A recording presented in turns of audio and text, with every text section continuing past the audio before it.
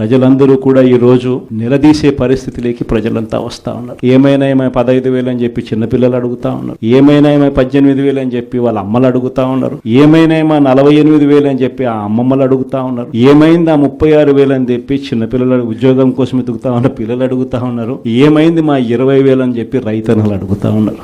వీళ్ళకి ఎవ్వరికి కూడా చంద్రబాబు నాయుడు అనే వ్యక్తి వాళ్ళ పార్టీకి సంబంధించిన క్యాడర్ సమాధానం చెప్పలేని పరిస్థితిలో వాళ్ళ పార్టీ వాళ్ళ పెద్దలు అందరూ కూడా ఏం చేస్తా ఉన్నారు? Diversion politics. ప్రతిరోజు ప్రతి నెల ఒక టాపిక్ తీసుకొస్తారు. ఏదో ఒక టాపిక్ తీసుకొచ్చి గోబల్స్ ప్రచారంలో భాగంగా ప్రతి ఒక్కడు దాన్ని అందుకుంటారు.